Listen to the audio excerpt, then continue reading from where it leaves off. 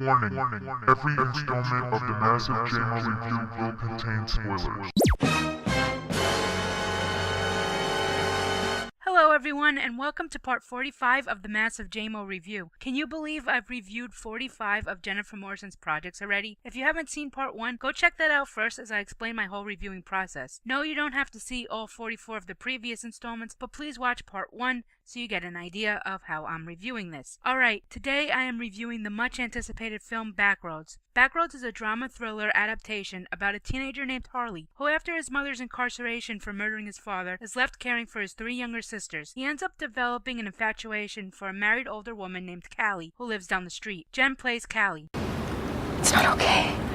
I'm married. I have 2 little kids. I'm 10 years older than you. I don't think about you. I don't think about you being married or how old you are.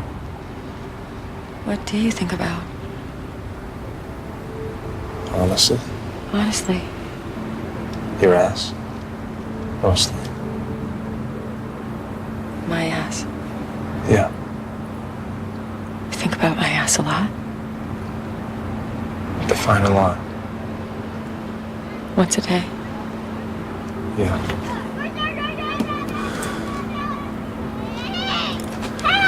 Guys, all right, I hear you. We're gonna go in just a second. It's obviously not a great time to talk about this.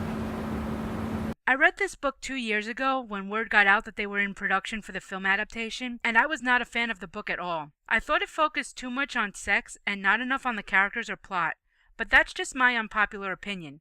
If you want a good review of the book, I suggest asking JMO Reed since that's more her area. I just review the films. I do know that the book is this way because it is written in Harley's point of view, and to him the sex is more important than anything else. But as a reader, it was a bit boring to read sex, after sex, and then more sex. I did enjoy the twist while reading the book though. As for the movie, I think it was very well made. I rate this film up there with Sundogs in the way that there is no technical flaws whatsoever. The lighting fit the mood, the shots were beautiful and smooth, the transitions from one scene to another were flawless. Major props goes to the art department. The set design was very fitting. The house really looked lived in, which is very important when dressing a set. Most time in independent films, the art department likes to keep everything clean and in its place and dust free. This set looked actually lived in, which I applaud the art department for. As for cinematography, I love the shots of the couch burning and when they are having sex on the table. The audio was crisp and the editing flowed with the tone. Overall, the technical aspects were sound. The acting was great. Though I do think Alex Pettyfer was a little too old for the role, it would have been more believable with a younger man playing Harley to enhance the age gap between Harley and Callie, which is a main point in the book. The little girl who played Jodie is a very talented young actress, and she really became the character. This child can really act, and I hope to see more of her in the future. I like them long now.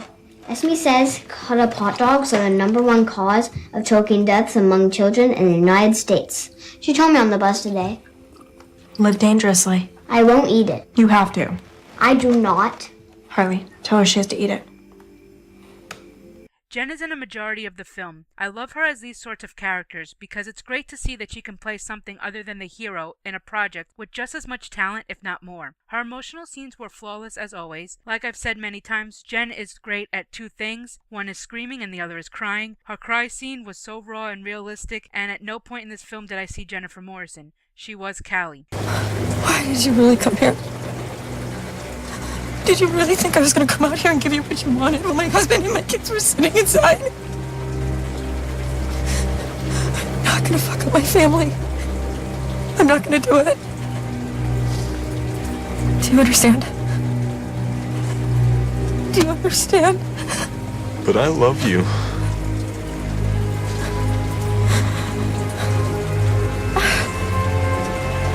It's just stick to the mining office like we planned. Okay.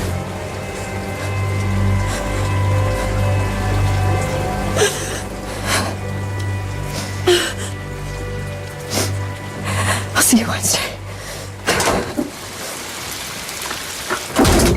As if this role was written especially for her. That's how well she played it. As for the plot, it's very dark, and I do not recommend this film for a younger audience. It tackles deep issues including child abuse, murder, incest, infidelity, and so forth. The script adaptation aligned with the book beyond well. It is very rare to find a film adaptation that follows the book so closely as this film did. Overall, it was a great film. I recommend it. If you would like to see it, it is currently in select theaters and available digitally on Amazon, iTunes, and Google Play. Go check it out.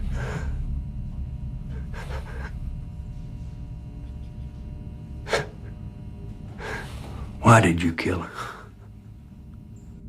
Alright guys, we made it to the end of the Massive JMO review. I've reviewed everything available that Jennifer Morrison has been in and directed as of this point in time. As she makes more films, TV shows, or music videos, I will continue the Massive JMO review. But as of now, I reviewed everything there is to review. I hope you enjoyed watching the reviews as much as I enjoyed making them. I treated this as if it were a real paying job. It wasn't, but that's the amount of effort I put into each and every review. I did this for you, the JMO fandom, so that you can get an idea of Jennifer Morrison's lesser-known projects or projects that are not available in all countries. I did it to promote a talent who I believe to be a creative visionary of our time. Thanks again for the likes, comments, and retweets. Until next time, bye.